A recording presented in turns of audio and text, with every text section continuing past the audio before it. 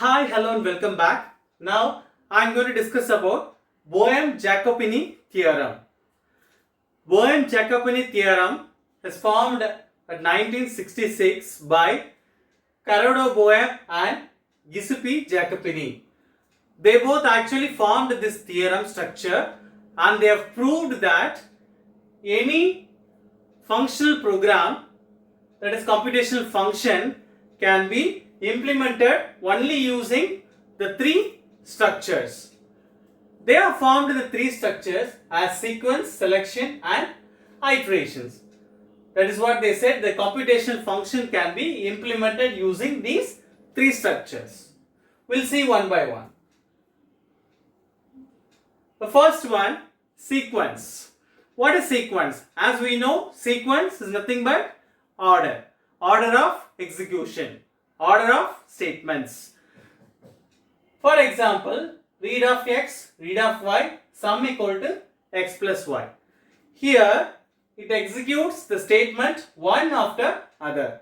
First it will read the variable x, then it will read the variable y, then it will calculate the sum of x plus y. This is what called sequence. Comes to the selection. Then next, it will goes until the condition gets false. If it is true, then x equal to x minus 1. When the condition gets false, then the loop will get terminated and the program will stop the execution and it comes out of the loop. This is what called as what? Iteration.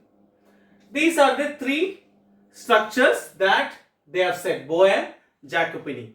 So every program that comes into three structure, sequence, selection and iteration. Here there is a statement called go to statement.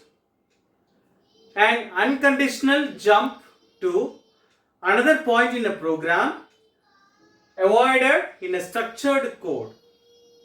So to avoid those, repeating a block of statements like while x greater than 0.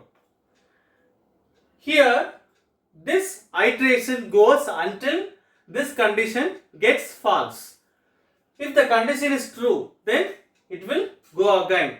Then the next value incremented. It will check. If it is true, then goes back. Then next. It will goes until the condition gets false. If it is true, then x equal to x minus 1.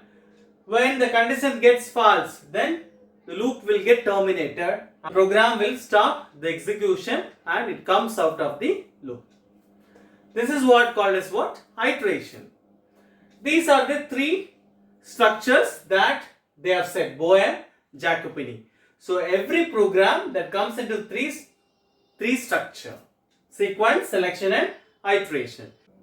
So as far as this theorem is concerned, first the sequence blocks runs the three statements strictly in the given order.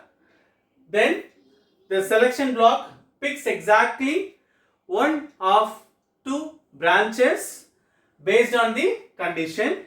One of two branches, printing positive, printing negative based on the condition. This block repeats its body until the condition gets false. Here no goto is required. It became a landmark structure. Why it became a landmark structure?